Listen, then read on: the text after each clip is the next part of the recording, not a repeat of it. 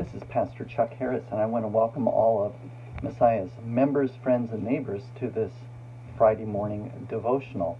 Now, I am preparing this devotional on Wednesday. We are just in the middle of continuing vote count and all sorts of ups and downs and different emotions depending on who you voted for or what Senate or House races you are watching. There's a lot of tension right now, and by the time you see this on Friday morning, some of that might resolve, some of it might not be. I thought it was very interesting that in this day after the election, Psalm 10 became the psalm that I was going to reflect on. And so I picked about 8 verses of Psalm 10, and I want to share them with you and then share a few reflections with you on this Friday morning. So, Psalm 10, they stoop, they crouch, and the helpless fall by their might. They think in their heart, God has forgotten. He has hidden his face. He will never see it. Rise up, O Lord. O God, lift up your hand. Do not forget the oppressed. Why do the wicked renounce God and say in their hearts, you will not call us to account? But you do see. Indeed, you note trouble and grief, that you may take it into your hands. The helpless commit themselves to you. You have been the helper of the orphan. Break the arm of the wicked and evildoers. Seek out their wickedness until you find none. The Lord is king forever and ever. The nation shall perish from his land.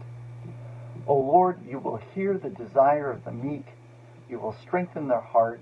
You will incline your ear to do justice for the orphan and the oppressed, so that those from earth may strike terror no more. So when I began preparing for this devotion, the first thing that sort of came to me as I read the psalm and this portion of it is, who are the wicked? Who are our enemies?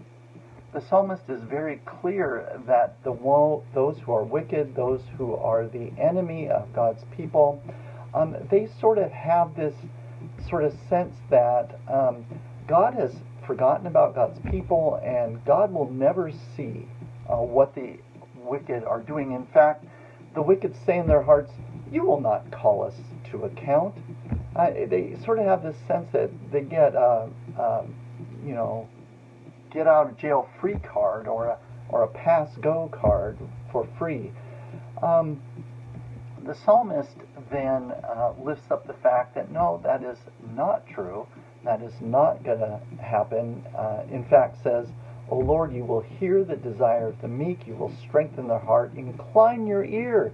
Do justice for the oppressed and the orphan, so that those from earth may strike terror no more. So is this sort of struggle in the psalm between the wicked and evildoers thinking they can get away with the activities that they are engaged in, and God's people calling out to God not to forget them and not to forget those who are being oppressed by the wicked and the evildoers. I was sort of amazed as I was preparing the psalm and reading it through a few times to think about this in the context of at least this initial reflections and results from our presidential election on Tuesday. It seems clear to me after the election, and like I say here on Wednesday, I do not know at this point who's won or what races are going to be outstanding. It's just very close. But one thing that has come to my mind already is how the depth of the divide in our country is very, very great.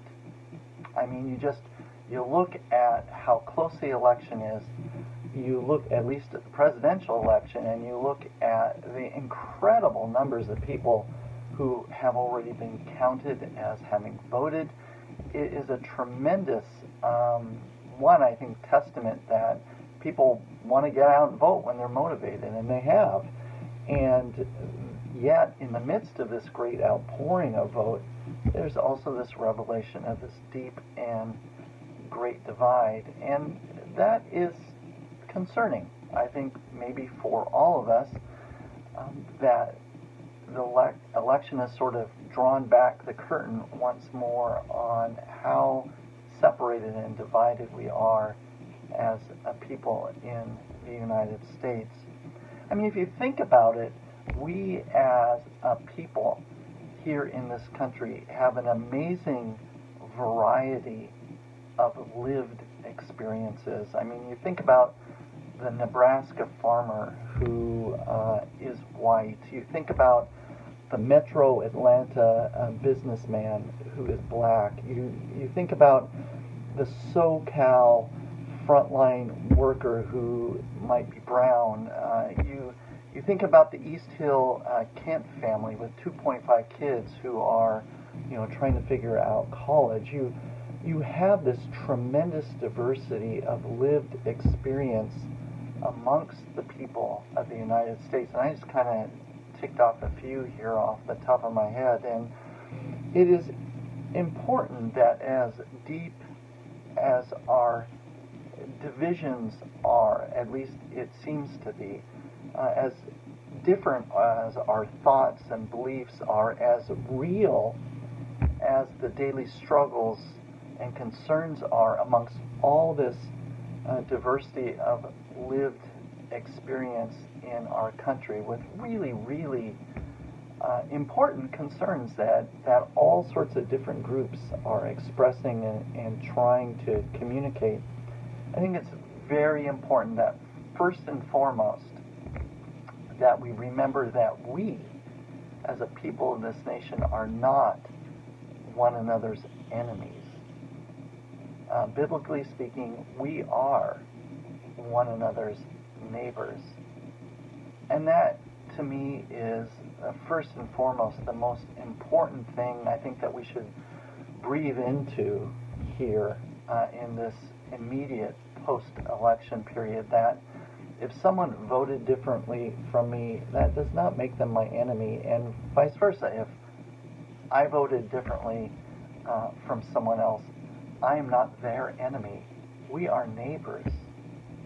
Now that does not, as I say that, I don't mean to diminish the very real concerns that are lifted up out of this tremendous diversity of lived experience. It has to be acknowledged that fundamentally there are a great deal of difficulties and struggles and concerns amongst all of these diverse groups in our nation.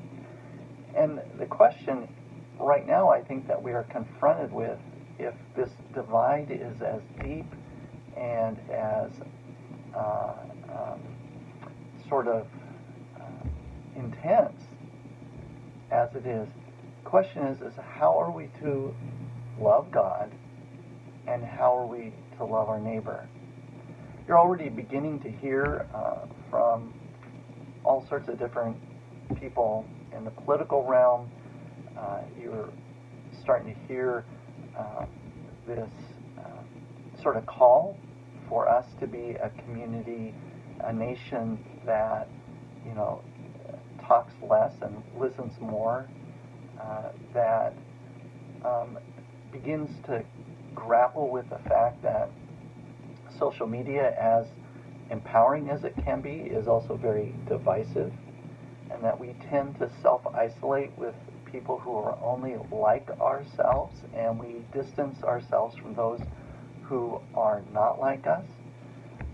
The beginning, if there is going to be any change or movement away from this division, I think we're really at a fork in the road. And the fork in the road is there going to be, going forward, more tribalism? Is there going to be more hate? Is there going to be more dismissal or shut eyes and ears to the real lived experience of those who are different from us? Or are we at the fork in the road where we listen and act and develop a community of people across our nation who feel safe, who feel empowered, who feel helpful, who feel that they can talk and listen and work together to solve the very real problems that are before us.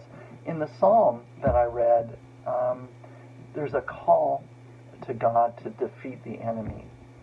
And so my question once again is, in our lives today, Wednesday, after Election Day, who is our real enemy? And it's not our neighbor. I think our real enemy is something much deeper than that. It's underneath all the diversity of lived experience in our country. I think for us, the real enemy is the fear that has been created amongst us, that we are a people who are afraid of one another. And I think that's the real enemy.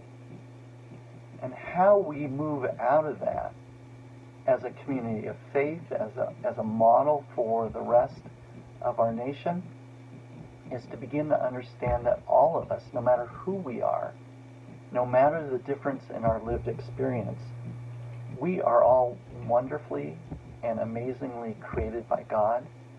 We share a common humanity in God's creative activity. And Jesus came to redeem not just some of us, but all of us, no matter the difference in our lived experiences and lives. Now, that doesn't mean we don't have a lot of work to do. It doesn't mean we don't have a lot of conversation and action that we need to take as a people together. But the psalmist raises a good point for us. God will defeat our enemy. And God isn't going to defeat whomever voted differently from me, and God isn't going to defeat me if I voted differently for someone else. No, I'm not, you're not the wicked or the enemy. The one that God is working to defeat amongst us today and in the days, weeks, months, and years to come is fear of one another. That's the true enemy that the psalmist cries out for God to defeat. The true enemy is our fear of one another. And my prayer this day is that as we move forward past the election, no matter what happens, is that we will listen to the call of God to work on fear being defeated and love of God and love of neighbor being created.